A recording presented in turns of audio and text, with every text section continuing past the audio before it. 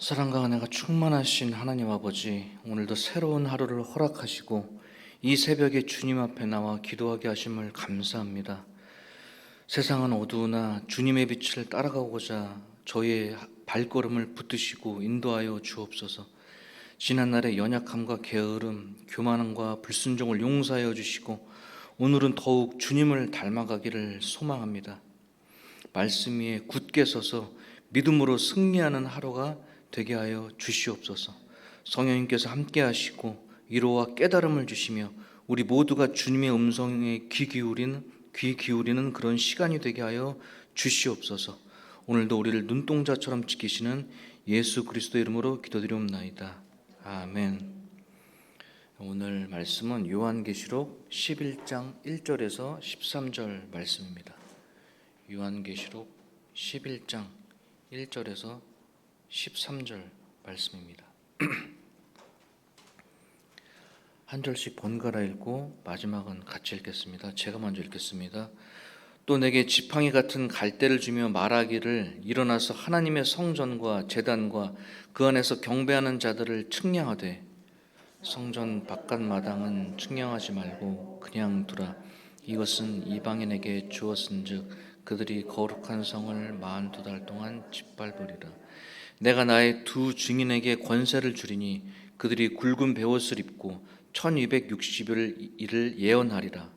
그들은 이 땅에 주 앞에 서 있는 두 감람나무와 두 촛대니 만일 누구든지 그들을 해하고자 하면 그들의 입에서 불이 나와서 그들의 원수를 삼켜버릴 것이요 누구든지 그들을 해하고자 하면 반드시 그와 같이 죽임을 당하리라. 그들이 권능을 가지고 하늘을 닫아 그 예언하는 날 동안 비가 오지 못하게 하고 또 권능을 가지고 물을 피로 변하게 하고 아무 때든지 원하는 대로 여러 가지 재앙으로 땅을 치리로다. 그들이 그 증언을 마칠 때에 무저갱으로부터 올라오는 짐승이 그들과 더불어 전쟁을 일으켜 그들을 이기고 그들을 죽일 터인즉 그들의 시체가 큰 선길에 있으리니 그 성은 영적으로 하면 수돔이라고도 하고 애굽이라고도 하니 곧 그들의 주께서 십자가에 못 박히신 곳이라. 백성들과 족속과 방언과 나라 중에서 사람들이 그 시체를 사흘 반 동안을 보며 무덤에 장사하지 못하게 하리로다. 땅에 사는 자들을 괴롭게 한 고로 땅에 사는 자들이 그들의 죽음을 즐거워하고 기뻐하여 서로 예물을 보내리라 하더라. 3일 반 후에 하나님께로부터 생기가 그들 속에 들어가매 그들이 발로 일어서니 구경하는 자들이 크게 두려워하더라. 하늘로부터 큰 음성이 있어 이리로 올라오라 함을 그들이 듣고 구름을 타고 하늘로 올라가니 그들의 원수들도 구경하더라. 같이 읽겠습니다. 그때 큰 지진이 나서 성 10분의 1이 무너지고 지진에 죽은 사람이 7천이라. 그 남은 자들이 두려워하여 영광을 하늘의 하나님께 돌리더라. 아멘. 오늘 말씀 제목은 핍박의 시대 교회의 사명이란 제목으로 말씀을 나누도록 하겠습니다. 오늘 말씀을 듣는 모든 성도님들에게 하나님의 강력한 역사심이 있기를 간절히 바라겠습니다. 오늘 본문 1절에서 2절을 읽어보면 또 내게 지팡이 같은 갈대를 주며 말하기를 일어나서 하나님의 성전과 제단과 그 안에서 경배하는 자들을 측량하되 성전 바깥 마당은 측량하지 말고 그냥 두라. 이것은 이방인에게 주었은즉 그들이 거룩한 성을 42달 동안 짓밟으리라. 작은 두루마리를 먹은 요한에게 이번에는 지팡이 같은 갈대가 주어집니다. 이것은 측량 도구로서 요한은 성전과 제단 그리고 그 안에서 경배하는 자들을 측량하라는 명령을 받습니다. 그러나 성전 바깥 마당은 측량하지 말라고 하십니다. 이 성전은 실제 건축물로서의 예루살렘 성전이 아니라 성령이 거하시는 하나님의 백성, 곧 교회를 의미합니다. 하나님의 측량은 곧 하나님의 보호와 소유 선언입니다. 교회는 하나님의 것이라는 선언이며 하나님은 그 백성의 믿음을 지키고 보호하신다는 약속입니다. 하지만 바깥 마당은 이방인에게 주어졌고 그들은 42달 동안 성을 짓밟을 것입니다. 이는 지상교회의 고난과 핍박, 전투하는 교회의 현실을 보여줍니다. 하나님의 보호는 고난이 없다는 의미가 아니라 믿음을 끝까지 지킬 수 있도록 붙드신다는 뜻입니다. 저는 어머니가 이른 나이에 심장병으로 돌아가셨습니다. 어머니가 살아계실 때 저를 위해서 기도원에 기도하러 갔던 모습이 아직도 눈에 선합니다. 어머니가 마지막으로 돌아가신 모습이 제 눈에 아직도 선합니다. 그렇게 마음 붙잡고 간간히 사는데 이제는 아버지가 암으로 투병 중이십니다. 어찌 청천벽력 같은 소식이지 않겠습니까? 세상에 아픈 상처가 없는, 사연 없는 사람이 어디 있겠냐마는 저는 좀 많이 힘들었습니다. 또한 어머니를 평생 돌보신 아버지가 좀 편안히 계시길 바랬는데 이제는 당신이 암에 걸리셨습니다. 저 역시 이 사건에 어찌 통탄하지 않을 수 없겠습니까? 어찌 하나님 왜 제게 이런 일이라고 통탄하지 않을 수 없겠습니까? 저도 하나님 믿는데 왜 이런 일이 생깁니까? 하고 어찌 따지고 싶지 않겠습니까? 그런데 사역자의 길을 간다고, 예수님을 믿는다고 다 가족이 다 건강하고 재정 문제가 다 해결되는 만사오케이가 아닌 것입니다. 하나님의 종으로 산다고 모든 일이 다 해결되지 않습니다. 단지 저는 제게 주어진 상황 속에서 하나님과 다시금 동행하면서 이렇게 말씀 전하며 사는 것이 믿음을 끝까지 지키는 것이고 저희 가족을 하나님께서 보호하시는 것이라고 저는 믿습니다. 그리스도인도 마찬가지입니다.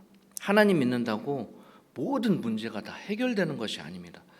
저번에도 말씀을 드렸지만 문제 안에 계신 하나님을 만나고 말씀과 동행하는 것이 그리스도인인 것입니다. 그러면 또 우리는 그때 새 힘을 얻고 사는 것입니다. 그런 저와 여러분 되기를 간절히 바라겠습니다. 3절에서 6절을 읽어보면 내가 나의 두 증인에게 권세를 주리니 그들이 굵은 베옷을 입고 1260일을 예언하리라. 그들은 이 땅에 주 앞에 서 있는 두 감람나무와 두 촛대니 만일 누구든지 그들을 해하고자 하면 그들의 입에서 불이 나와서 그들의 원수를 삼켜버릴 것이요 누구든지 그들을 해하고자 하면 반드시 그와 같이 죽임을 당하리라. 그들이 권능을 가지고 하늘을 닫아 그 예언을 하는 날 동안 비가 오지 못하게 하고 또 권능을 가지고 물을 피로 변하게 하고 아무 때든지 원하는 대로 여러 가지 재앙으로 땅을 치리로다. 특이한 것은 예언하는 두 증인이 굵은 베옷을 입고 있습니다. 굵은 베옷을 입고 있다는 것은 회개를 요청하는 것과 관련이 있습니다. 요나 선지자가 니느웨에서 심판에 관한 메시지를 전할 때 니느웨가 왕을 포함해서 모든 사람들이 굵은 베옷을 입고 회개하는 장면이 있습니다. 그렇게 보면 이 두 증인의 예언 사역이 바로 회개 요청이라는 것을 알 수가 있습니다. 예수님과 사도들이 전한 메시지 그리고 오순절 베드로의 설교 등 모두 회개하라는 것이었습니다. 교회가 전하는 복음 전도의 내용은 결국 회개하라는 것과 주 예수를 믿으라는 것, 이 두 가지입니다. 요한 사도는 이 두 증인을 가리켜서 두 감람나무와 두 촛대 이렇게 말합니다. 이 두 증인을 두 촛대라고 하는 것은 이들이 개인이 아니라 교회임을 보여주는 것입니다. 그런데 왜 두 촛대이겠습니까? 구약 시대부터 율법에서 증언으로서의 효력을 가지려면 둘 이상의 증인이 필요했습니다. 즉 최소한 두 명의 증인이 증언하는 것만을 증언으로 채택을 했습니다. 따라서 두 촛대는 곧 증언하는 교회라는 의미입니다. 전도하는 교회, 복음 증거의 사명을 가진 교회를 의미합니다. 하나님은 두 증인을 세우시고 1260일 동안 굵은 베옷을 입고 예언하게 하십니다. 이들은 두 감람나무이자 두 촛대입니다. 감람나무는 기름 부음 받은 자, 즉 왕과 제사장을 의미하고 촛대는 계시록에서 교회를 상징합니다. 결국 두 증인은 왕 같은 제사장으로서 이 땅에서 복음을 증거하는 교회 전체를 상징합니다. 7절에서 10절은 그러나 이 증인된 교회에도 환난이 다가옵니다. 무적행에서 올라온 짐승 곧 사단의 권세가 교회와 전쟁을 벌여 그들을 죽입니다. 시체는 길거리에 버려지고 조롱거리가 되고 또 세상은 오히려 그것을 즐거워합니다. 소돔, 애굽, 예루살렘은 각각 죄악, 우상 숭배 그리고 메시아를 거절한 땅을 의미합니다. 이러한 세상 속에서 교회는 멸시받고 고통당합니다. 그러나 하나님은 이 모든 것을 기억하십니다. 하나님 없는 세상이 교회를 짓밟을지라도 그들의 믿음과 삶은 하나님께로부터 반드시 보상받게 될 것이라는 메시지입니다. 11절에서 13절은 죽은 지 사흘 반 후에 하나님께로부터 생기가 증인들에게 들어가 그들이 다시 살아나고 하늘로 올라갑니다. 이 장면은 부활의 소망을 보여줍니다. 세상이 승리한 것 같지만 최후 승리는 하나님께 속한 것입니다. 하나님의 교회는 다시 살아납니다. 성령의 능력으로 다시 일어나고 결국 하나님의 나라로 들려 올라가게 됩니다. 세상은 하나님의 심판을 받으며 무너지지만 믿는 자는 회개하며 하나님께 영광을 돌리게 됩니다.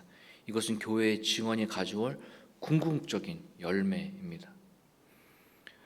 우리는 예수님이 걸어가신 것처럼 교회는 말씀을 전하며 고난의 길을 걸어가야 한다고 오늘 본문에서 말하고 있습니다.